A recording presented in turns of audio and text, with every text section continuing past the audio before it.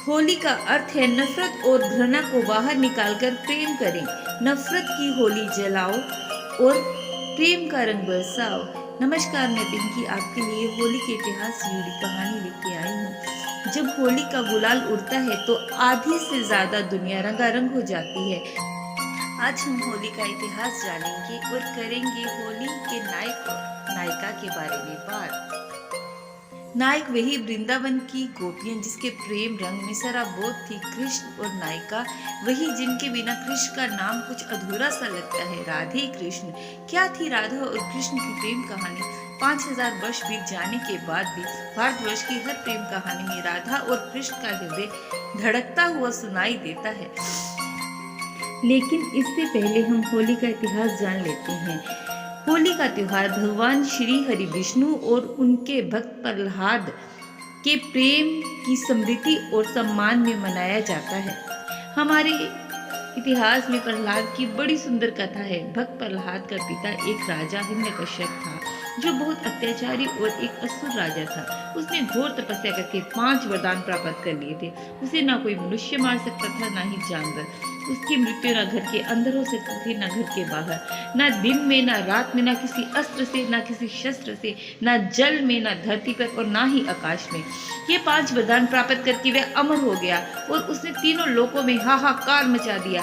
अपनी प्रजा को उसने आदेश दिया कि ईश्वर के स्थान पर उसी की पूजा की जाए, क्योंकि वही सर्वशक्तिमान परमेश्वर है। प्रजा तो मान गई, पर उसका अपना पुत्र प्रहलाद उसे भगवान मानने को तैयार नहीं हुआ। प्रहलाद अपनी उपासना के फूल निरंतर विष्णु के चरणों में चढ़ाता रहा, उन्हीं को परमात्मा मानता रहा। हिरण्यकश्यप ने अपने बेटे को तरह तरह की यातनाएं दी, लेकिन विष्णु के लिए उसकी भक्ति भाव तोड़ न सका। उसने प्रहलाद को कई बार जान से मारने की भी कोशिश की, पर प्रहलाद हर बार नारायण की कृपा से बच जाता। फिर एक दिन हिरण्यकश्यप को याद आया कि उसकी बहन होलिका के पास एक चमत्कारी दुशाला है जिसे अग्नि जला नहीं सकती। उसने होलिका के साथ मिलकर प्रहलाद को मारने का एक षड्यंत्र रचा। प्रहलाद ने पिता की आज्ञा को सर माथे रखा और अपनी बुआ होलिका के साथ अग्नि में बैठने को तैयार हो गया और विष्णु भगवान से प्रार्थना की कि हे विष्णु, अगर मेरी भक्ति सच्ची है तो आप मेरी रक्षा करेंगे। तब ऐसा चमत्कार हुआ कि दुशाला होलिका के कंधे से सरकता हुआ प्रहलाद पर जा गिरा और प्रहलाद के पूरे बदन को ढक दिया और होलिका अपनी षड्यंत्र की अग्नि में उसी अग्नि में धू धू कर जल गई। तभी भगवान विष्णु नरसिंह रूप में वहां प्रकट हुए, जो आधा शेर और आधा मनुष्य थे। वे ना तो जानवर थे और ना ही मनुष्य। समय था गोधूल का, जानी ना दिन था ना रात। वह हिरण्यकश्यप को घसीट कर राजमहल की चौखट पर ले गए। जानी ना हिरण्यकश्यप घर के अंदर थे ना बाहर। उन्होंने हिरण्यकश्यप को अपनी जांघों पर लेटाया, जानी ना धरती में ना आकाश में, और अपने नाखूनों से चीर दिया। जानी ना खून ना अस्त्र थे ना शस्त्र।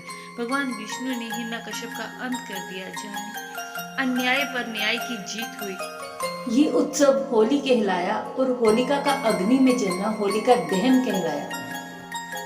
लेकिन होली से राधा और कृष्ण का क्या संबंध है? एक बार यशोदा से बोले नंदलाला, राधा क्यों गोरी, मैं क्यों काला?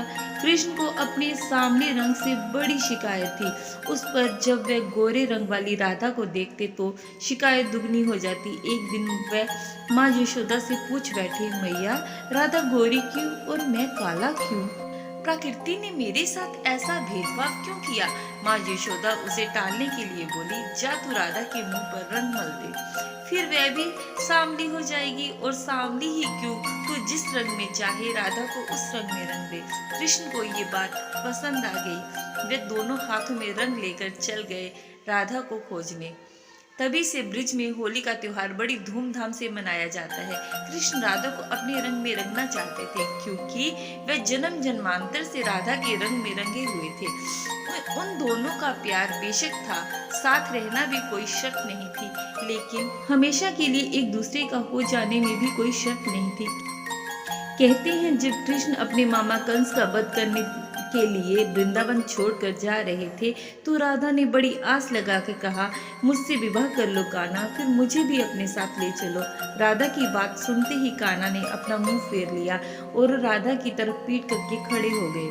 राधा का दिल टूट गया। वो रोने लगी, बोली, मैंने प्रेम को विवाह में बदलने के लिए बात करके कोई अपराध कर दिया क्या कान्हा?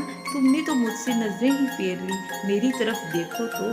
कृष्ण राधा की ओर मुड़े तो राधा क्या देखती है कि कृष्ण कृष्ण है ही नहीं, वे राधा बन चुके थे। कृष्ण बोले, विवाह दो आत्माओं का मिलन है। विवाह करने के लिए दो लोगों की जरूरत होती है, और मैं और तुम, हम दो कहाँ हैं? राधा एक ही तो है। किससे विवाह करूं? अपने आप से। राधा को अपना उत्तर मिल चुका था। जहाँ राधा वहाँ कृष्ण, जहाँ कृष्ण वहाँ राधा। राधे कृष्ण, राधे कृष्ण। इसी के साथ आपको होली की हार्दिक शुभकामनाएं। धन्यवाद।